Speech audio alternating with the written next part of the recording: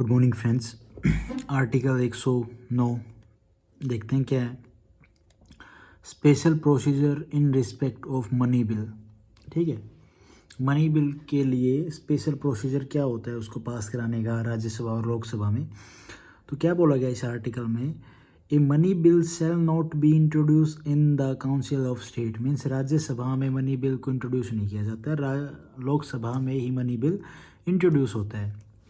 After a money bill has been pass by the house of people, Lok Sabha के पास होने के बाद it shall be transmitted to the council of state, Rajya Sabha को भेजा जाता है फॉर इट रिकमेंडेशन, उनके रिकमेंडेशन के लिए कि भाई उनको ठीक लगा, उसमें कोई गड़बड़ है तो सजेशन देना चाहें अपना। ठीक है, तो उसके लिए council of state means Rajya Sabha shall within a period of 14 days from the date of it receipt of the bill, 14 दिन के नोटिस मतलब 14 दिन के अंदर अंदर उनको राज्यसभा को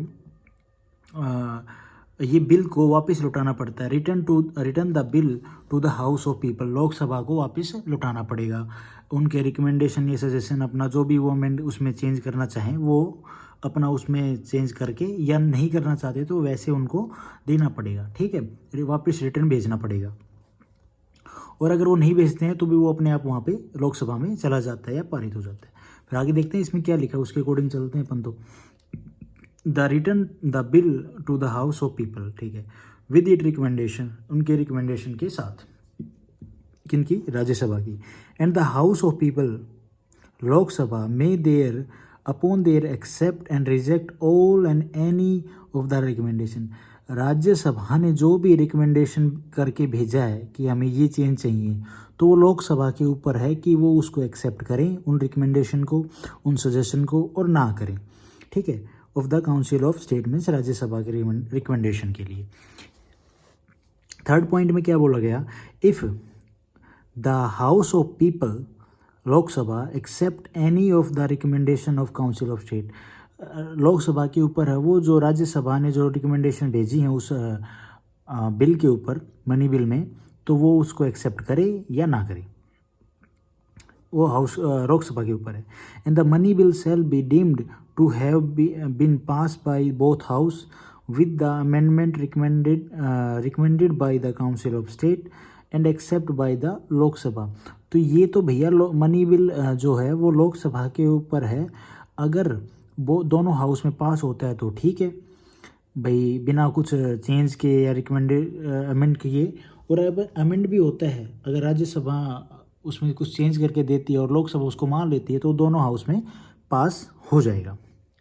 ये बोला गया थर्ड पॉइंट में। फोर्थ पॉइंट में क्या बोला गया, if the Lok Sabha does not accept any of the recommendation of Rajya Sabha, अगर जो राज्यसभा ने जो रिकमेंडेशन सजेशन दिए हैं, अगर लोकसभा एक्सेप्ट नहीं करती है उनको जो सजेशन दिए हैं राज्यसभा ने, the money bill shall be deemed to have pass by both house in the form in which it was pass by Lok Sabha without any amendment recommendation by the Rajya Sabha. अगर राज्यसभा को नहीं, लोकसभा को जो सजेशन मिले हैं, राज्यसभा ने बोला कि इसको आप ये करके दीजिए, अगर उनको पसंद नहीं आता है तो भी वो उनके पास पावर है, वो बिल पास माना जाएगा कि भैया हमें नहीं करना, ये पसंद, ये चेंज नहीं आया आपके सजेशन, इसलिए हम इसको पास करते हैं, हमारे पास अथॉरिटी है। तो लोकसभा के पास ये अथॉरिटी है, अगर उनको सजेशन अच्छे लगते हैं तो पास करें, माने उसमें, और नहीं लगते हैं तो अपने अकॉर्डिंग वो अपने उस बिल को पास कर सकते हैं, मनी बिल को पास कर देंगे। If a money bill pass by the house of people, Lok Sabha के द्वारा मनी बिल पास किया जाता है, and transmitted to the Rajya Sabha, Rajya Sabha को ट्रांसफ़र किया जाता है फॉर इट रिकमेंडेशन, उनके रिकमेंडेशन के लिए, is not return to the house of people, अगर वो रिटर्न ही नहीं करते हैं हाउस ऑफ पीपल को within the said period of 14 days, 14 दिन के अंदर, it shall be deemed to have been pass by both house, तो वो माना जाएगा कि दोनों हाउस से वो पास हो चुका है, पास माना जाएगा, क्योंकि वो 14 दिन के बाद वैसे भी लोकसभा के पास आ जाता है और वो पास माना जाएगा, both house, at the expiration of the said period in the form in which it was passed by Lok Sabha। तो लोकसभा के द्वारा वो पास माना जाएगा। तो मेन जो कंक्लूजन है वो इस आर्टिकल का वो यही है मोटा मोटा कि भैया जो मनी बिल है वो राज्यसभा में इंट्रोड्यूस नहीं किया जाएगा। दूसरा क्या है, मनी बिल को दोनों हाउस द्वारा पास किया जाएगा, लेकिन जो ज़्यादा प्रायोरिटी है वो जो लोकसभा के पास है। लोकसभा में पास होने के बाद राज्यसभा के पास जाएगा। राज्यसभा के पास 14 दिन का टाइम होता है, वो उसमें जो भी सजेशन देना चाहे वो दे सकते हैं, और उसके बाद वो लोकसभा के पास आएगा। लोकसभा उसको उस सजेशन को माने या ना माने वो उसके ऊपर है। अगर उनको अच्छा लगता है सजेशन तो वो उसके हिसाब से एक्सेप्ट करके वो पास हो जाएगा और प्रेसिडेंट साहब के पास चला जाएगा पास साइन के लिए।